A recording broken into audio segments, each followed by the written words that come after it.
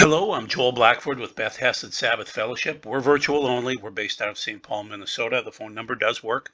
We do the philosophy of eschatology, what you need to know, your reality, your existence, what's going on, what's the thought behind the thought. We study Revelation. We try to solve one bit of Revelation each week. We're working on Revelation chapter 6, which is the fifth seal, and that is, man, it's bad. So is martyrdom. And I'm saying that narcissism contributes to that. I've been saying that for years. The difference is Dr. Drew Pinsky agrees with me, and he's citing pre-revolution France. Pre-revolutionary France. Interesting. I'm intrigued by it. So basically, narcissism isn't merely a modern phenomenon. It has ebbed and flowed throughout history, just as evil has risen and fallen. I'd like you to listen to Dr. Drew Pinsky, and that's the video on the left. And so that is Dr. Drew says that narcissism is all about trauma. Now, and it's called Dad Saves America. It's only 5-6 minutes long, but it's rather brilliant. He says we're going to fumble into this time frame in pre-revolutionary France, where they had mob violence, scapegoating, and guillotines. That's where he thinks we're going. And he thinks the public forums of, say, a Twitter or a Facebook or whatever else is going to add fuel to the fire. That is that mob constituency where it brings people together and it gives the information out quickly, and then they want to act on it immediately. Very interesting. So we're going to study that today.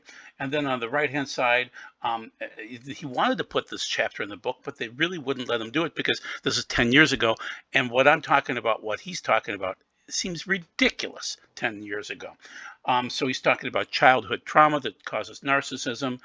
He wanted to write about pre-revolutionary France and the mob action, again, the scapegoating and the guillotines, he said. Yeah, he wanted to write about pre-revolutionary France. Yeah, that's a what. So once again, what are we doing here? We're really studying that the fifth seal derives off this narcissism issue, this ego issue. We try to focus on the Bible, but we show you prophecy and the news that seems to make sense as we do the philosophy of the end of days. So, what is the fifth seal? My argument is that the believers will be the scapegoats in this. They will be the ones up in heaven saying these prayers, so to speak. Okay? And we're going to talk about it some other time in terms of nefesh, neshama, adama, afar of the adama, things like that. These are Hebrew terms from Genesis 2:7. We're not going to deal with that today in terms of what I'm arguing, the neshama. You'll see that in the first verse.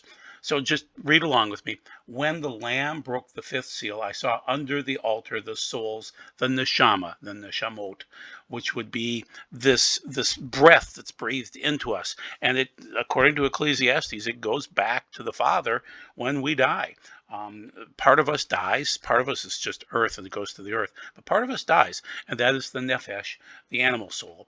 So of those who had been put to death for proclaiming the word of God, that is, for bearing witness, they cried out in a loud voice, Sovereign ruler, HaKodesh, that is, he is holy, the true one, how long will it be before you judge the people living on earth and avenge our blood? Each of them was given a white robe, which shows that their sins are forgiven. It's a picture of Yom Kippur. And they were told to wait a little longer until the full number of their servant fellows, our fellow servants, should be reached, of their brothers who would be killed just as they had been, Revelation 6:9-11. So we have the four horsemen before this. We have the sixth seal, which is more the sun going freakazoid on us. The sun would go micronova, and that's the sixth seal, in addition to a blood moon eclipse and other things like that.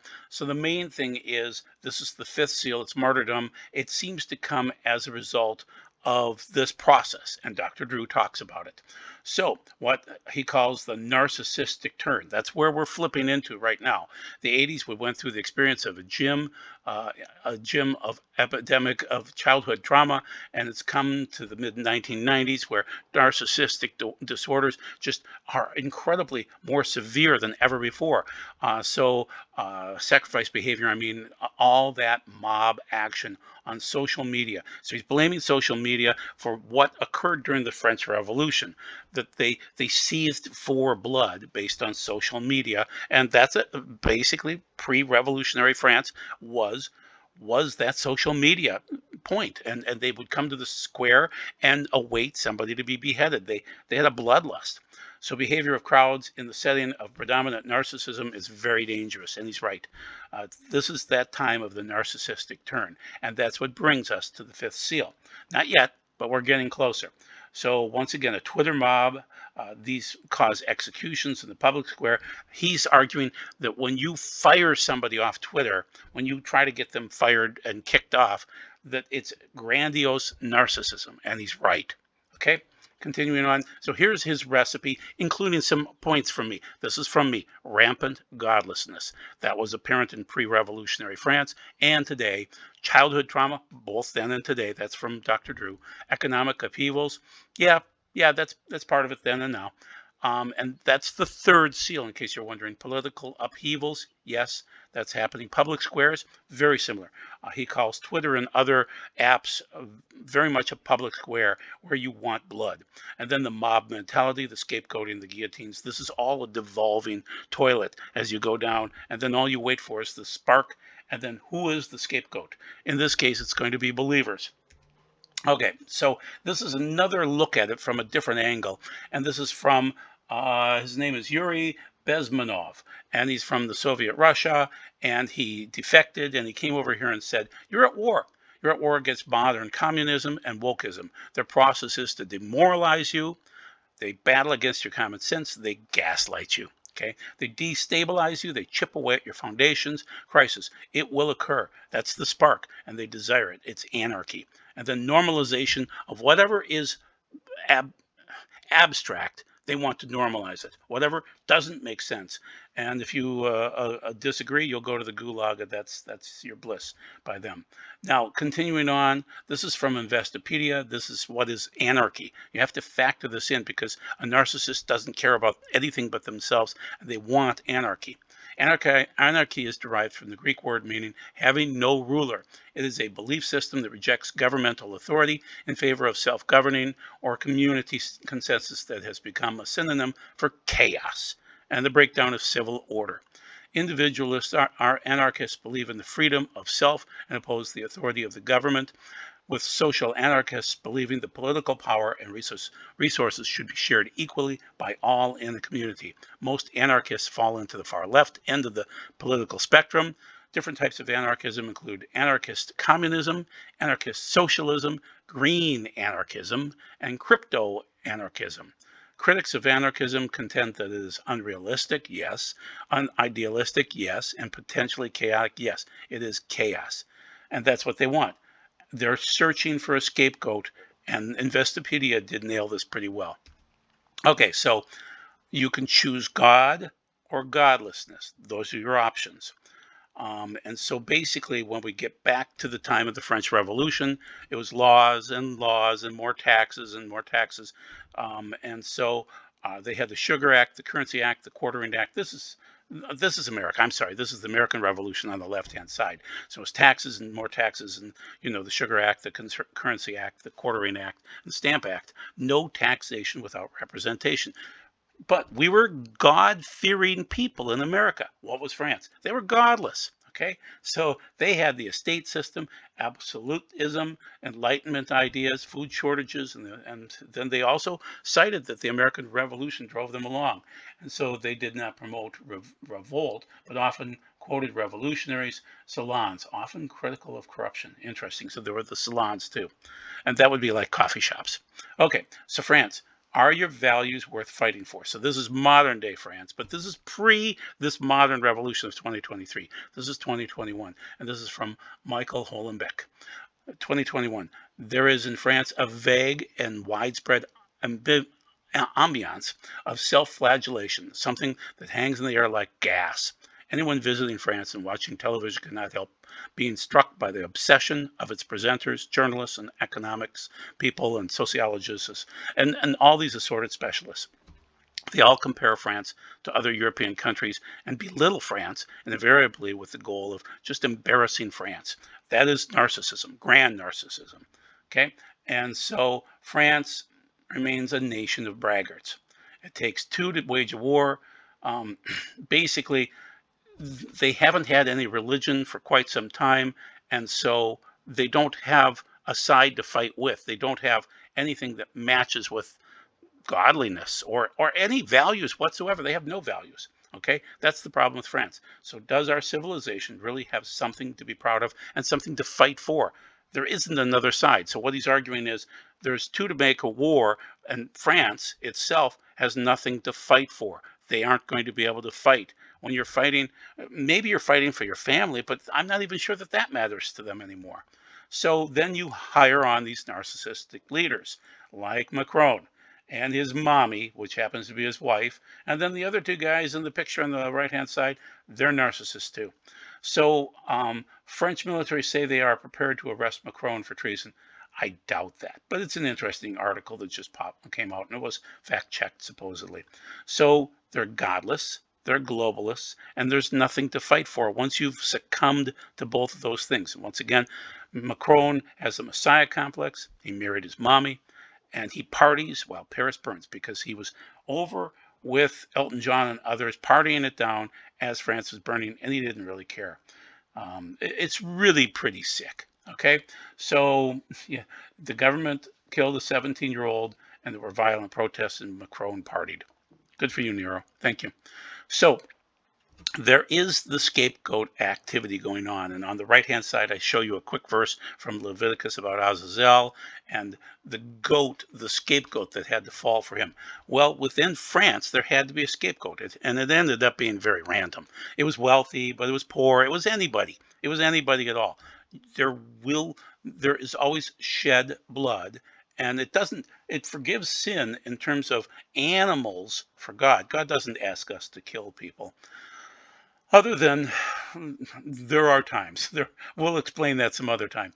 So the French Revolution marked a turning point for the ascendancy of atheism to the preeminent position as a cognitive and cultural stance against the papal supremacy in the Holy Roman Empire across Europe and throughout the whole world, now known as the atheist cult of reason ideology, established by Jacques Hébert, Pierre Chaumet, and other supporters, and intended to replace Christianity, was replete with ceremonious destruction of Christian relics, conversion of churches into temples of reason, and personification of reason as a goddess. So it became a religious event, okay? And so then the scapegoats became the people. This cult of reason dominated, and so the destruction of Christian and theistic cultural influences by force. And then Robespierre cult of the supreme being. So they had their cults. They had their faith, so to speak. And yeah, it was horrible execution of Hébert and several others on March 24th of 1794. It is part of a cult. God has this issue with Azazel. It's a God issue where he created Azazel. Azazel fell, and he sent a goat out to him once a year. And then the people were forgiven at that point in time. That's Yom Kippur. Well, France didn't have a God that they could turn to. So this is what you get. Don't be put off by riots. France tells tourists and foreign investors, yeah, right, as if we're going to vacation there. France is still safe for tourists despite the ongoing riots. No, that's a lie. You're gaslighting. That's gaslighting. And Macron is going to stay in power. Yeah, Pepe Le Pew stinks, okay? The whole nation stinks. But it's not the only one. Germany is falling too. So there are immigrants that are in France that say, you colonized us, we're going to colonize you. You controlled us for 132 years. Now it's time for us to colonize your country. And France has no values. They have no God, no values. So what would they fight for? Why would you fight if that was the case? Okay, so this is France, and so they may fall. You never know. But Germany might fall too.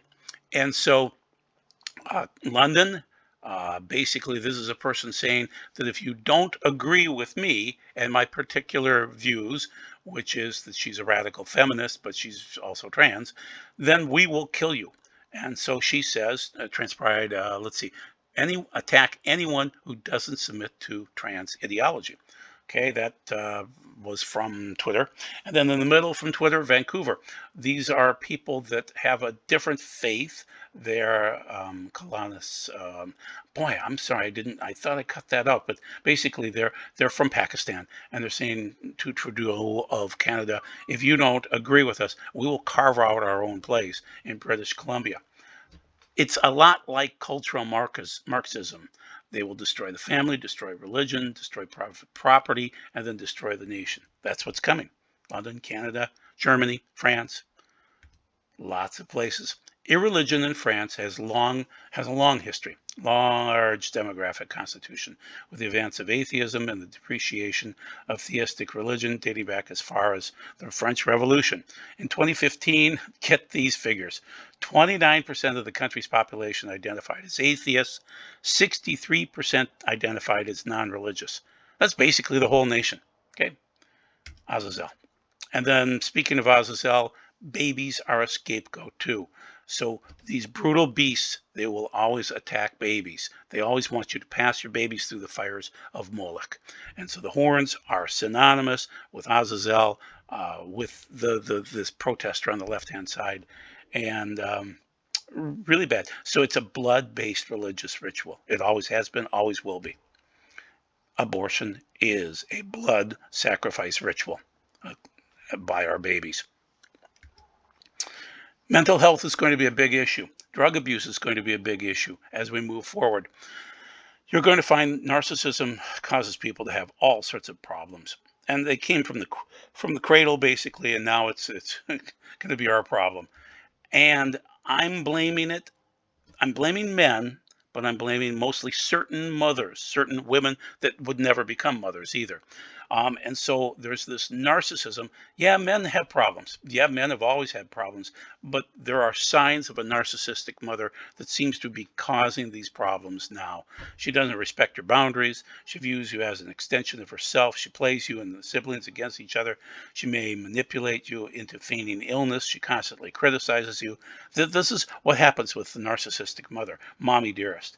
And issues caused by being raised in a narcissistic household, low self-esteem, shame, insecurities. Shame will drive horrific consequences.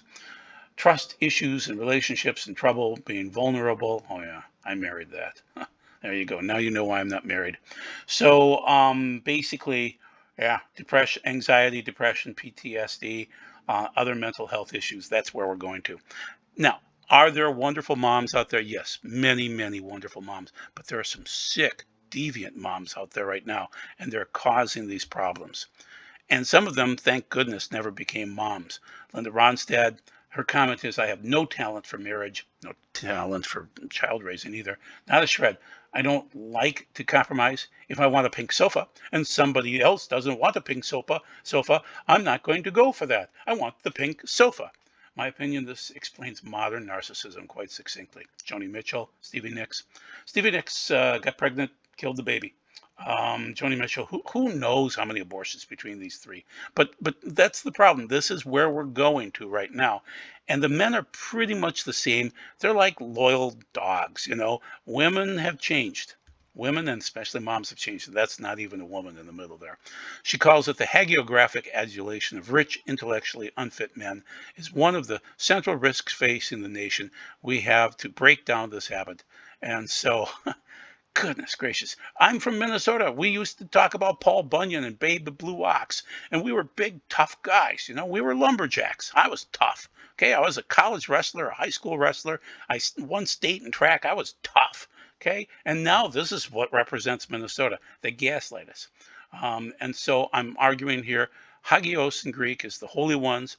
I'm arguing that they're going to chase after the holy ones. The Graphy is writing, so basically, murder the saints of the earth. It's coming, but more liberal rage needs to be stoked first. Okay, friends, encourage friends to take the fifth seal, guillotine, when it comes. Don't simp for one extra day of life. If it's your day, take it. Okay, friends, don't let friends become simps. Don't simp. Don't simp to Satan. That's what I'm saying. And look up simp however you want to. It's in the dictionary now, modern dictionary. It's a slang term for men that are seen as too attentive and submissive to women or narcissists, especially out of a failed hope of winning some entitled sexual attention or activity from them. Ben adds this. Ben Davidson is suspicious observers, and he adds on top of this that as the magnetic pole shift occurs, you will have technological failures, ozone destruction. You will notice this physically. You'll have radiation enhancement, food chain disruption, psychological impacts. They'll be horrible. Loss of cognition, excitement of locus coeruleus, less IQ, more panic and anxiety. And you will biblically go through this. They will never again be hungry. You will be hungry. You will never again be thirsty. We will be thirsty. The sun will not beat down upon them. Yeah, the sun's beating down on us. The UV is amazing these days. Nor will any burning heat. Revelation 7:16. Where are we? We're in the birth pangs. We're not in the tribulation. We're not in the great tribulation. We're not even up to the fifth seal yet. We're seeing the signs of it. Dr. Drew nailed it very, very well. We're also, according to John Haller, we're in a constant state of anxiety because that's what they're doing to us as they gaslight us. Okay? So basically, it's mob mentality, scapegoating, and guillotines. That's where we're going to. You need to work on you, which is we're coming up to a wedding. Get your garments clean. That means repenting. You need more faith. You can't get through on your own, people. You need God to get through this. So be faithful, love God, be repentant, and be blessed. Bye-bye.